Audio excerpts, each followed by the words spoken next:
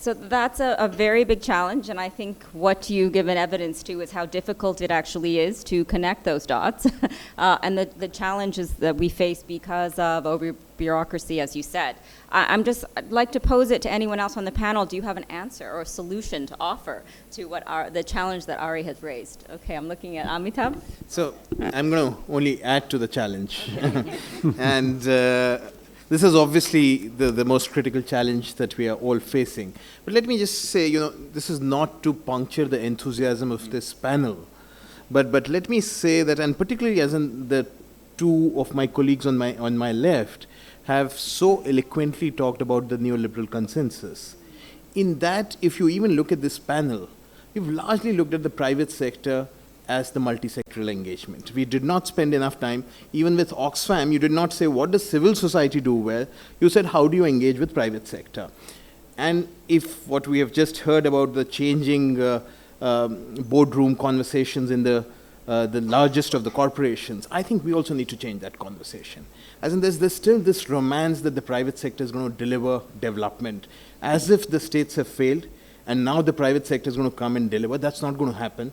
Let's bring back the state to the center. At least in South, you cannot substitute the state. So that's something that I wanted to say. The second, I think, all said and done, for me, South-South cooperation, the fundamental value of that is about humility and mutual respect. How do you weave that into this conversation? And that's why I was saying, I hope that you'll bring in the conversation of the tough love with the UN and with the state. Because when UN or the state, the different member states talk of a conversation with multiple stakeholders, it's still from a huge position of authority. It is only the co-opted civil society, it is the convenient civil society which will be invited to the table and not the others. So how do you bring even the principles of South-South cooperation within the fundamentals of how this diverse stakeholders are brought together? So I think that's critical. And the third point, I do think South-South has become so enormously important because we are talking of, say, climate change and inequality, where the contours are extremely global. However, we do not have answers to it from the existing developmental models. So far you believe that, this is a trajectory where we have cracked the education problem in the north, and therefore we have a linear path of testing it, solving it in the south. That's not going to happen with inequality and climate change in particular. I do think even others have their own local context. But with these two, if you don't start looking at global problems, understanding the structural global context, but identifying South-South, local, bottom-up, organic solutions, it's unlikely we'll be able to even start taking the challenge that we've just heard. Okay, thank you. I think I'm going to stop there because I think we've ended on a very interesting tone. We've had some positive discussion, but I think we've thrown up that there are, in this kind of ecosystem, there are lots of points of tension. There's lots of jostling around, which actor plays what role, how do we work together, who is more important than whom. The private sector came up because it seems to be the talk of the day, as you said. So I'm happy that you've challenged that assertion. I'd like to throw it open to the audience now for questions. We have, how long do we have for questions, do you think? About 15 minutes? And the 15 minutes, 20 minutes. Okay, please ask questions and keep your comments and questions very short.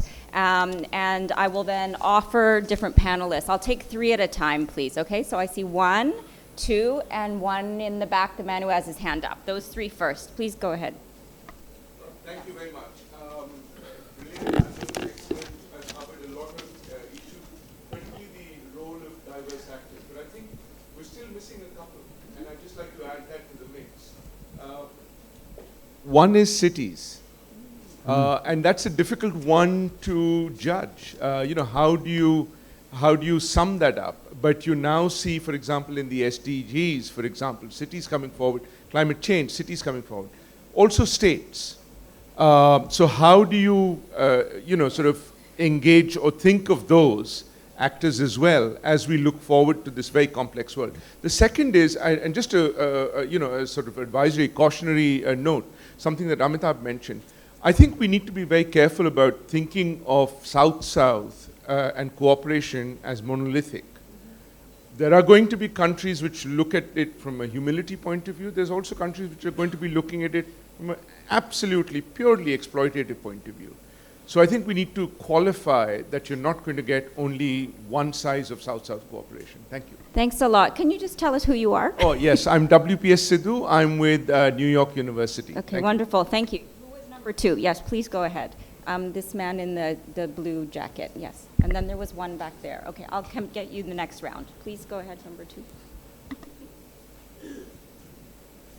Thank you. I want to know from Mr. Amitabh, because he's very much experienced with NGO sector, that what you see while we, in the perspective of South-South and triangular cooperation, the future of our perspective or for the NGOs, benefits or challenges? I did. Okay, Yeah. so there was, I'm sorry, the man behind you had also, can you just pass the mic to the man behind you? Sorry, I don't know who people are. Yeah, and then there was one at the back, and then we'll, yeah.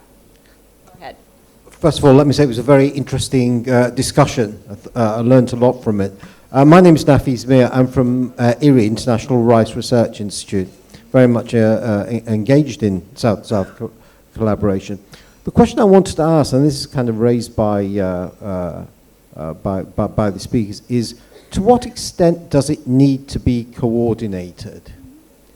Because I was quite taken with the comments made by the Honourable Minister this morning, saying, well, you know, don't talk, do. So to what extent does South-South need to be coordinated top-down? And if it does, if the answer is yes, who should do it? Yeah, great question. Okay, there was one person, yes, there. And then I'll take another round, okay, after people. 1, 2, 3. Okay, I need a woman to ask the question. Yes. No gender imbalance today. Okay, okay, next round. This question is aimed at Mr. Ashok Thakur. Mr. Thakur, you shared your experience in Africa and Nigeria about how helping in the farming sector. Being a China scholar working on China, this question relates to your involvement in China. I understand in Nanjing, you have a tractor manufacturing company in China, and we export tractors to, if I'm wrong, then you can correct me. How your experience there in Nanjing, in China? You had a manufacturing factory, tractor manufacturing factory in China, Nanjing. That's my question. Okay, thank you. After this question, there is a small comment. You know, this South-South triangular cooperation in third countries. You know, two of the bigger economies, India and China. What constraints the cooperation in third country is a, you know, persistent security dilemma and strategic rivalry. Otherwise, you know, the full potential of the cooperation are not able to be realized in many countries, including in, say, for example, in Afghanistan, where two countries are only in a notional cooperation. For example, the two leaders have agreed to cooperate in giving training to the diplomats. But whereas potential exists, great potential exists in Afghanistan, but like say for example in mining sector, so many sectors. But what puts constraint is that persistent security dilemma. Thank you. Okay, security issues. Thank you for those excellent questions. Who would like to take the question on the role of cities? Yeah, Jorge? Just a quote, I think maybe you refer to cities as a key actor involved with everything. I think there are some initiatives at urban level and subnational levels with municipalities as well, and they are trying to propose some initiatives in that regard. But particularly what I want to point out is that in some other initiatives related with South-South cooperation and private sector that we were talking about originally, for example, in the Mexican case, in one particular strategy that was developed, the companies choose different SDGs, and one of the SDGs that was chosen was the 11, related with the cities and everything. So I think they can have a bridge as well on how to deal with those issues. Thank you. So the second question was to Amitabh. Yeah. So, you know, I think we need to recognize that we've had these huge developmental challenges, but people have been coping with these challenges. And people are enormously resilient. And that's something with which civil society engages with deeply and substantively. And that's one of the big values that civil society brings in. And therefore, I think in the new architecture of the South-South Cooperation, if we are doing it sincerely and not the way Dr. Sidhu said, yes, as in if it's exploitative, then it's a different conversation. But if the idea is to do it with humility, to respond to the local context, then civil society is going to be central to that architecture. However, I would say that it's still very, very nascent, and we have not seen enough examples. There are examples of private sector, so I would actually say that there is a need for a focused attention of bringing in civil society into these conversations. And I'm probably going to say something which is contrary to the role that I play, but look at the Oxfams and the amnesties of this world.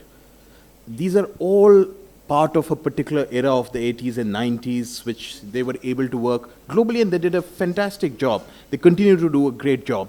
But how many of Oxfams and amnesties do we have in the South? We always end up with one BRAC.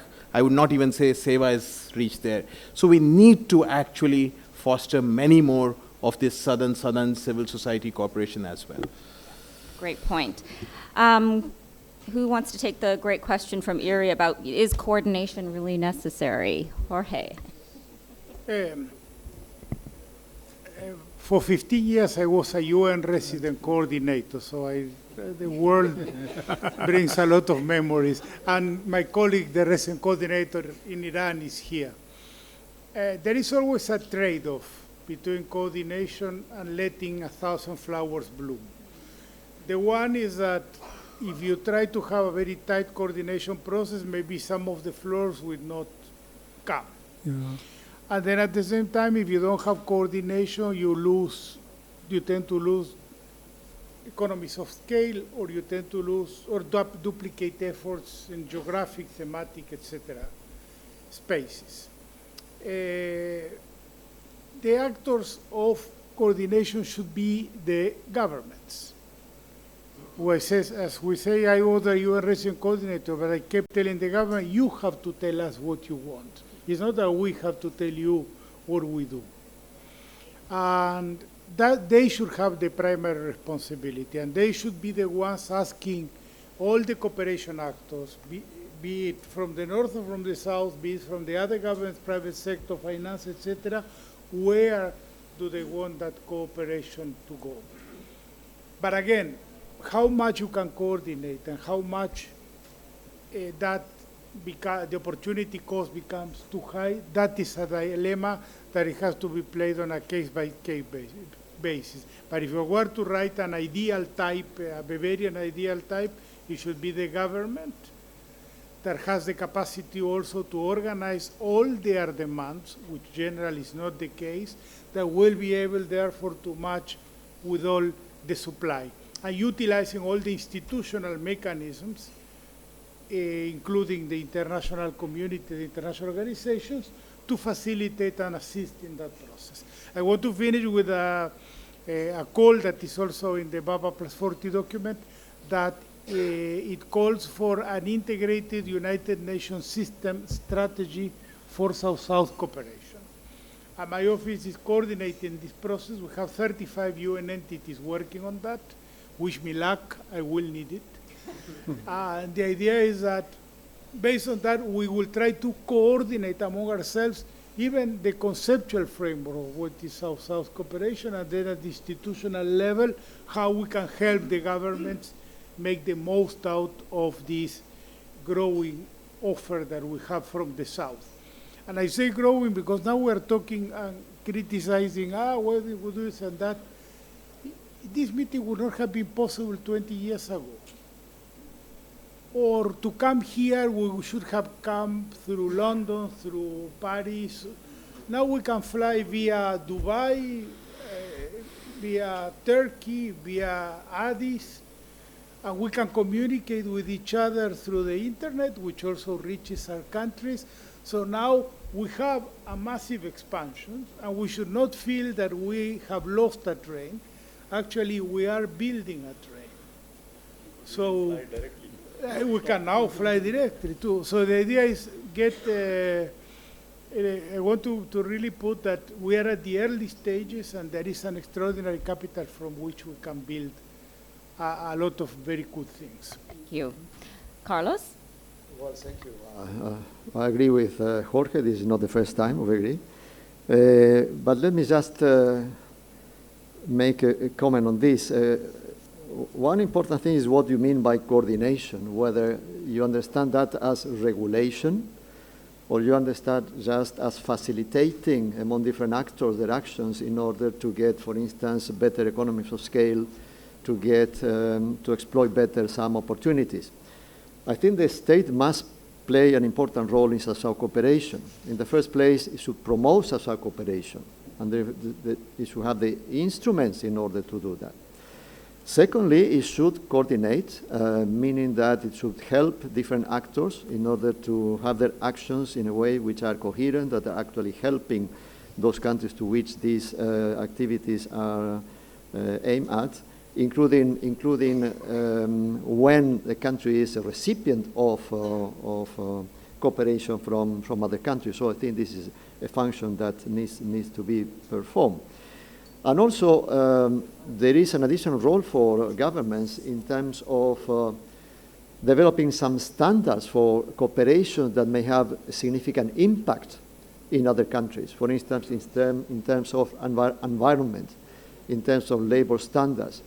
I think there is also a role for the governments to ensure that, in particular, major developments, infrastructure, for instance, are subject to some standards that will ensure that the impacts in the receiving country will be aligned to the need to protect the environment, to respect the labor standards, so on and so forth. So I think that the role of the government, although nuanced in terms of what is meant by coordination, is essential in order to ensure South-South cooperation plays the role that we all expect in promoting development.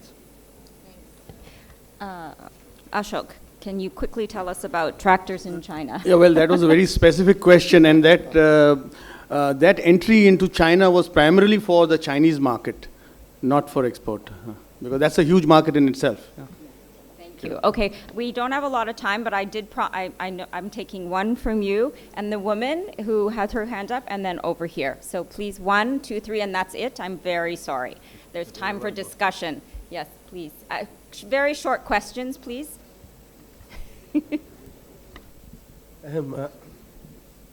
From the Institute for Social and Economic Change, Bangalore.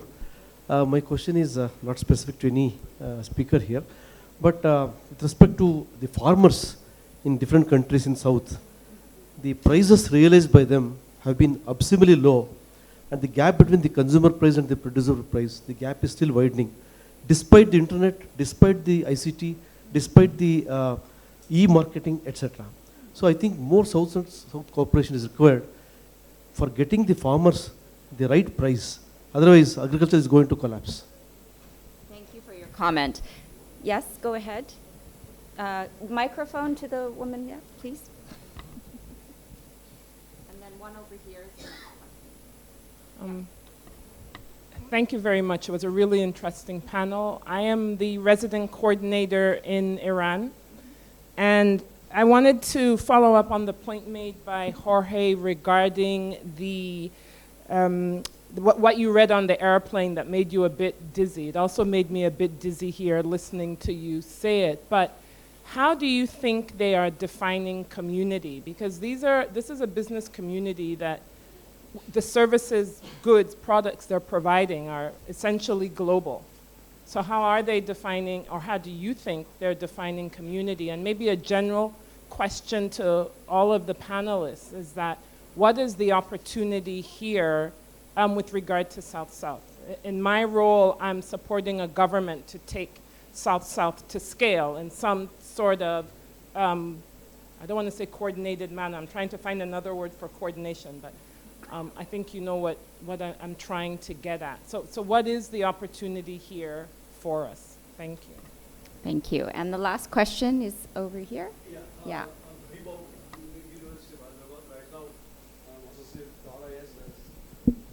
adjunct fellow. I have a question for the whole panel. See, we missed out on something important on how South-South cooperation can really contribute to the development of human resources, right? It's an extremely important question, issue. And in this context, I would like to mention that in India, the Department of Science and Technology developed about over 2,000 courses in basic sciences on MOOCs platform, right? Massive open online courses, right? How do you take this to the other countries? This is important. What kind of collaboration can really bring these courses across to other countries where they don't have the facilities? Yeah. And that's number one. And what is the potential of public-public partnership in taking this kind of educational material across the countries? Right? Thank you. We've been talking about public-private partnership. To what extent we can explore public partnership in this context? Okay, thanks. Yes. Okay, yes. Yep. Ask your question. There, we need a mic. Yeah. I think we're live streaming, so you need to use the mic. Yes, very short. Well, I am Citlali Ayala Martinez from Mexico, and well, basically, I want to say that, well, private sector is diverse and heterogeneous, and well, they contribute a lot in South-South and triangular cooperation. And well, in Latin America, we can see that most of South-South cooperation is in technical and scientific cooperation, and not very well developed in economic and financial cooperation. So my question is, how is it possible to bridge the gap between between technical and financial cooperation, given the experience of the diverse and heterogeneous private sector represented here also? Thank you. Thank you. Great question. Okay, so we had one statement and 3 questions. So one about the role, how are we defining community from the business point of view? Jorge, would you like to take that one? We can go back to manuals of the 1940s, and the idea was that a company was not just an instrument to enrich the shareholders, but it was a complex structure that included the production facilities, the customers, the employees, the suppliers, and the physical location where the facilities were installed. And the company, as a going concern, had obligation towards all of them. And the idea was not just to put everything or organize all the actions of the company to the benefit of one of the sectors, the shareholders, but to have it as a constructive force for all these sectors. Communities will depend on how you want to define it. I work with companies that did it in a very narrow geographical sense. So they say, okay, we have a factory here. I even had a very interesting work with some companies in Brazil in particular that asked us to prepare a human development map of the places where they were. They also commissioned studies on the pollution levels of the locations of their plants. In that case, they were very proud, and they showed that their HDI and the pollution levels were much lower than comparable regions in other places of the country. And also they did a lot of community outreach from building schools, fields, etc. That is a narrow one. Then you can have the community at the national level and even at the global level. But that is very nice to have the debate in those terms instead of having it as trying to advocate as corporate social responsibility, and they do it not as a core mandate of the company, but as an element to improve the goodwill value in the stock market of the company. So it's very nice, it's much nicer to have the debate in those terms than to have it as a rearguard action against companies whose mission is radically different from this one.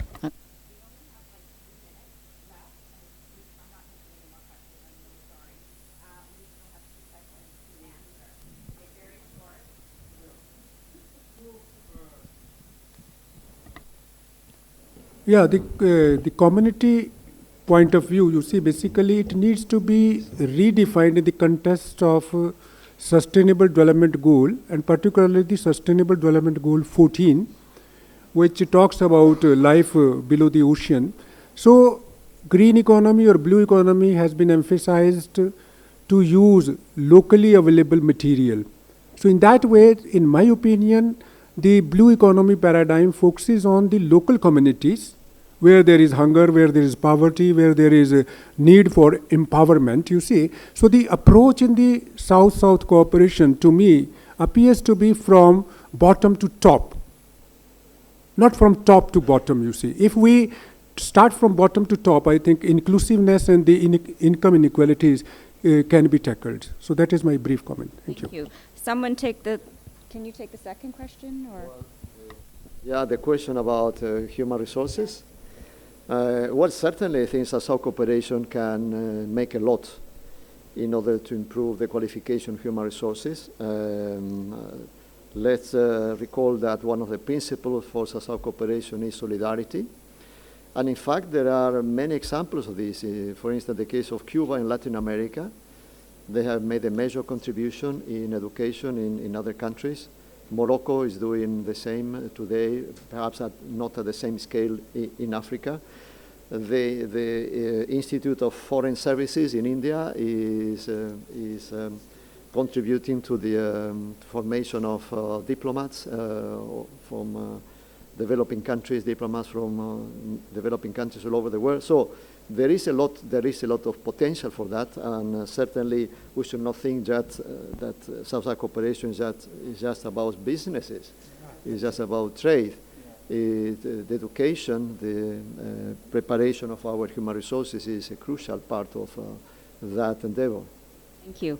Ari, I'm going to give you the last word and see if you can handle two questions together. So one around human resources and also around the technical and economic, bridging that gap. No, in fact, some of the most major breakthroughs in the BRICS domain and on the African Union domain has been both in human resource development, co-teaching and co-training. A lot of emphasis on scientific skills, a lot of emphasis on joint research programs. The BRICS university system has started operating. Half of the areas would be around skills and human resources. Sorry? E-learning, yes. It's coming, but it is not denting the dominant patterns of where students go yet. Most of the students from this country will not go to the BRICS domain higher education institutions. They will go to the US or Britain still. But a lot of resources, all I'm trying to say, are being put in creating pathways into the south. And there are also triangular programs that are beginning to happen, Freiburg, Cape Town, Delhi, or in this, Lagos, New York, something else, with always two countries being in the south. So there is a growth in that area. There is almost an overemphasis on science and scientific and technical cooperation because it's easier to depoliticize. It's much more comfortable, get a few physicists in a room, let them split an atom, but don't give it to anyone. So there's a lot of cooperation beginning. It has to be.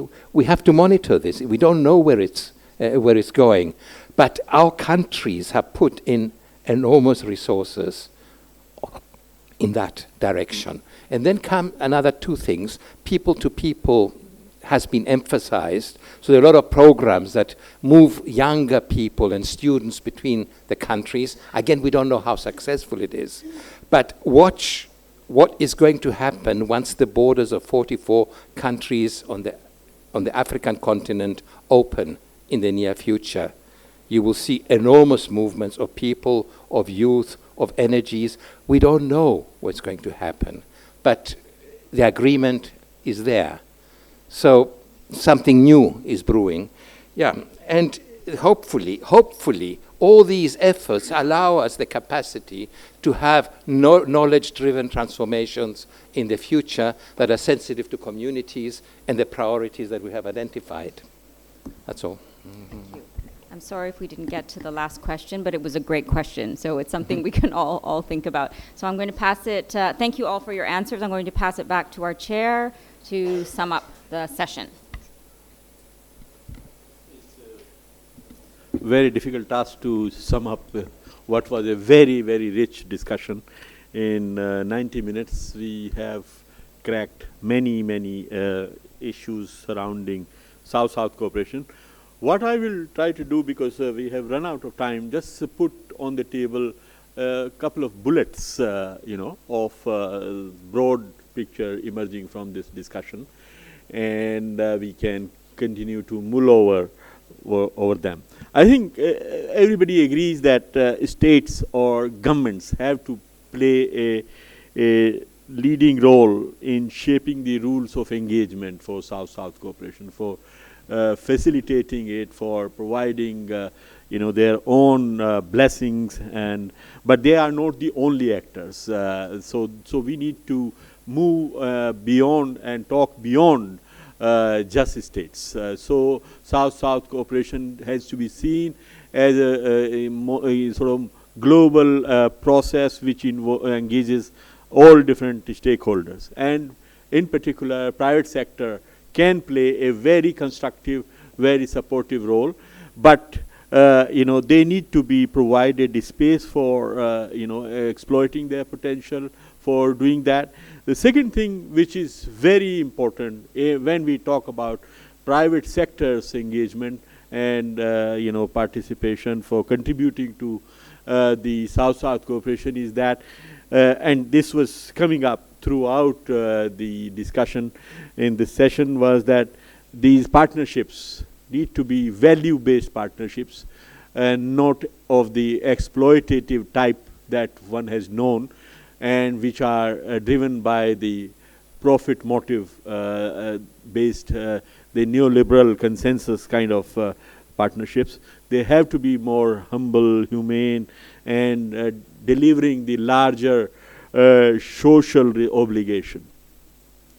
Civil society can play a very important role in bringing that human dimension or humility dimension, and coordination is very critical of different partners, because South-South cooperation, as we have discussed, is a multi-stakeholder partnership. All different sectors of society or elements of society have to contribute to it.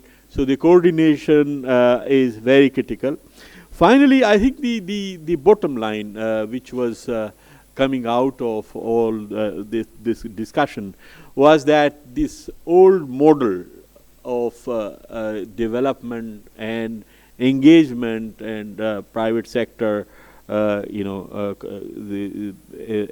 operations or governance, which is driven by the profit motive, the new liberal values, has to be tempered. And so we are really looking for a new, refreshing development framework which takes into account the job creation, the inclusive development, the sustainability, the equitable development, and all of those virtues. And can we come up with a new framework which replaces this profit maximizing framework of corporate governance, so that it factors into what the corporation through its operations is contributing to the larger society. And with the stock market valuations can be capturing that larger output or larger commitment of a particular corporation. I think this is a role for think tanks to really pull their heads together to develop a new framework, a new paradigm, which can drive the global economy and the corporate governance in the future. So on that note, I like to close this session here. But I would like you to join me in giving a very big round of applause to our 6 panelists who have really done a tremendous job. Thank you. And to my Anthea.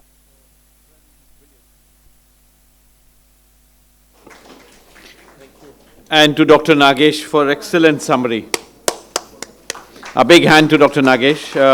I think being very experienced in South-South cooperation, he could summarize it quite well. Friends, we would take just 1 or 2 minutes to change the table as the next panel is all set for taking over. As you might have noticed in the agenda, there is no tea break, but we have capped tea and coffee outside, so please feel free to pick up your cup and come back here. We would be starting the next session. Elizabeth Sidropoulos is in chair, along with Professor Bishamber Picril as co-chair, and then we have Gerardo Bracho, Professor Gladys, Professor Mustafizur Rahman, Dr. Stefan, and Dr. Sanusha in the panel. So I would like to invite all of them here as the table is being set, and please pick up your cup of coffee. Thank you.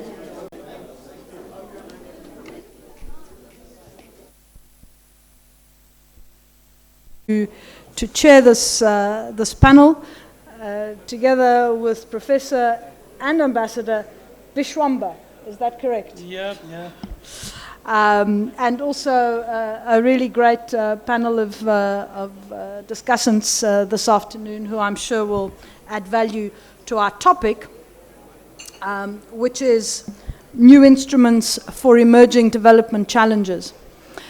I think it's true to say that the discussion in the preceding session, I think, laid the foundation for a number of the issues which I think will also come up in our discussion this afternoon, and which I hope we are able to elucidate a little bit around innovation. My colleague from UCT, Professor Arisitas, referred to innovation in the earlier session, saying we can't, every policy document in government documents makes reference to innovation. But innovation in reality, which requires flexibility, it requires testing, it requires experimentation, actually very rarely happens. And I suppose that's the big, the big challenge for us today, when we're thinking about so many diverging, complex developmental challenges, which South-South cooperation and triangular cooperation is being called upon to action, to tackle, to deal with. The biggest, of course, of all of these is climate change. Climate change forces us to think of completely new ways. We have to reinvent the way in which we run our societies, we run our economies, we come up with interesting financing mechanisms or not. It's a completely different paradigm. And again, I think the previous session spoke about, do we need to look at different economic paradigms? And I think climate change will force us sooner or later to do that. The issue of cities and urbanization is another significant development challenge, particularly in the context of growing and accelerating urbanization, not least in Africa, but also across the developing world. And with that comes the associated challenges of migration, of labor mobility, and of some of the issues that we were discussing also during the course of this morning around social delivery, whether it is sanitation, water, energy, and so on. And of course, the other big issue that is always on the agenda when we're talking about the challenges of the 21st century, and which South-South and triangular cooperation is going to have to come to grips with, is that of technology and artificial intelligence. These are neutral, but depending on how we tackle them, can take on can become accelerators of development or decelerators of development. And I think these are some of the issues that it would really be useful for us to unpack. And it would probably not be, it would probably not be correct for me as a woman not to mention the issue of gender in the discussion around looking at new instruments for addressing emerging development challenges. And so I'm very pleased that my panel has 3 women, including me today, and I'm hoping that, that some of the challenges around gender and work and migration and climate change can be brought forward. This particular panel has been, the questions this particular panel has been asked to look at focus on looking at what the fact that the developmental, that South-South and triangular cooperation is multimodal, multi-partner and multi-sectoral, what does that mean for the kind of institutions we require? And relatedly, what are the possible innovative instruments, here's that word innovation again, to address these emerging challenges, specifically around knowledge, and we talk here about endogeneity, also about harmonization or universalization, and I know that some of my panelists are going to tackle that, and how do we then capture the aspirations of the South in that context. The way we're going to run the panel is to give an opportunity, as per the list of speakers, to my panel members to make short contributions, 4 to 5 minutes, although I shall be a little flexible. And then perhaps to also have some time to have a conversation among the panel as well, apart from also throwing it out to the audience for discussion. I think one last point about innovation, and I can't say that, make that strongly enough, is that for innovation to succeed, we also need to be willing to fail and also to test some of our existing assumptions. And I would say that in innovation and looking at new instruments, I don't think there should be any holy cows. Because I think we're living in a world where what was no longer necessarily is. So, let me then very quickly introduce my panel, and then I don't have to do that afterwards, right? So to my immediate right is an old friend, Mr. Gerardo Bracho, who is in the program as a counselor at the Mexican delegation to the OECD, but more importantly, is actually an associate fellow at the Center for Global Cooperation and Research, or Global Cooperation. Also in Germany, is it not? In Germany, and we have engaged on many of these panels oftentimes in that regard. To my sort of left, Professor Gladys Lacini, also an old soldier of South-South cooperation, not old in that sense. And she's a professor at the, and I'm going to try this in Spanish, Universidad Nacional de Rosario, sí, in Argentina. And then also to my right here, not from very far away in this region, Professor Mustafizur Rahman, who's a distinguished fellow at the Center for Policy Dialogue in Bangladesh, in Dhaka. Then Dr. Stefan Klingebiel, you see we are very balanced here. Dr. Stefan Klingebiel, also a warrior on these issues of many, many years, who's now based in Seoul and is director of the UNDP Policy Center. And then my compatriot, Dr. Sanusha Naidu, Dr. Sanusha Naidu, who's a senior research fellow at the Institute for Global Dialogue in South Africa. Of course, I've already mentioned my co-chair, who will also be trying to sum up the discussion and throw in some comments and make some observations, make things difficult for my colleagues, Professor Vishwambar Pyakuryal. Okay. Okay. All right. So, shall we start with my Mexican colleague? Okay. Hello. Thank you very much, Sachin and Dries, for inviting me. I must say that I've been not only in 4, but in the 5 sessions of the Delhi conference. So I've been following how the conversation has been evolving over the years, and I'm very happy to be back. Our session today is about emerging challenges and also about innovating instruments of South-South cooperation to deal with these challenges. So I will speak briefly of one such emerging challenge, which is the rise of South-South migration in Latin America and focusing on Mexico. And then I will focus on the innovative policies that Mexico, the new Mexican government, is putting in place to deal with this South-South cooperation, South-South migration challenge. You know, South-South migration, when you have people migrating from one country of the South to another country of the South, is probably, it's usual, it has been going for a long time in Africa and in Asia. But only recently it has become a very important phenomena in Latin America.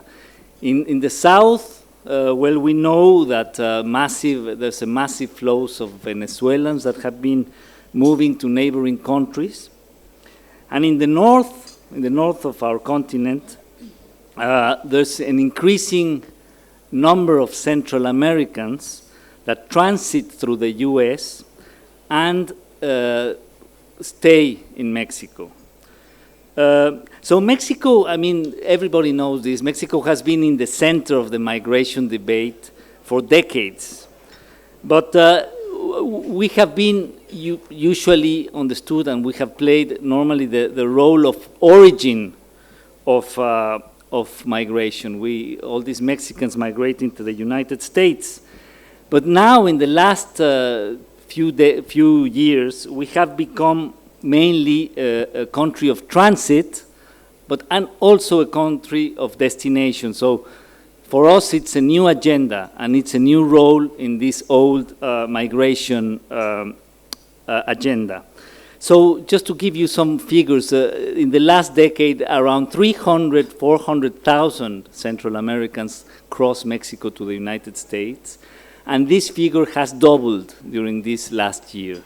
So this is the challenge that we are facing now. And most of these migrants that transit through Mexico, and some of them, increasingly more of them, stay in Mexico, come basically from 3 countries. That's Guatemala, Honduras, and El Salvador. And they constitute what we call the northern triangle of Central America. If you see the geographic composition of our continent, you will see that they create a small triangle in the southern part of Mexico.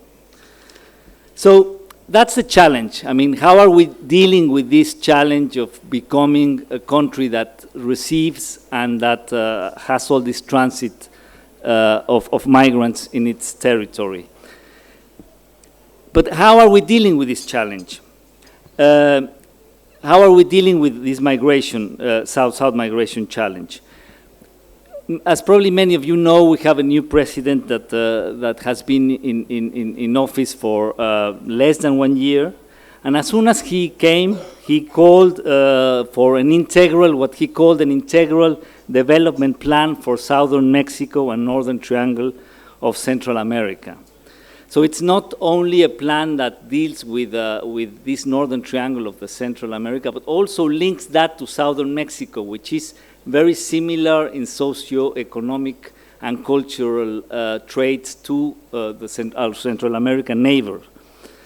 And now, from the perspective of Mexico as a South-South provider, the plan has 2 objectives, this plan that López Obrador announced. One of them is the issue of how to help the migrants that transit or stay in Mexico. As many probably of you know, the DAC countries usually give some help to the migrants that stay in their countries for some time. And they consider this, the help that they give, the aid that they give, they consider this as donor refugee costs. That's how they call it. Well, sometimes we tend to criticize this type of aid, not considering it really aid.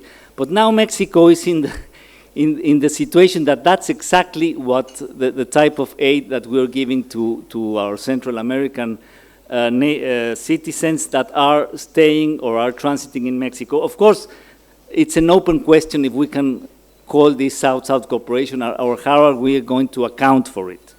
But the second objective is to strengthen the economy of the Northern Triangle to help reduce the potential migrants that are forced to leave their countries. Because, the logic behind this, and our president has repeated this many times, is that the great majority of these migrants do it because they are forced to, because of economic situation in their countries, they don't have alternatives, or because of the violent situation in their countries.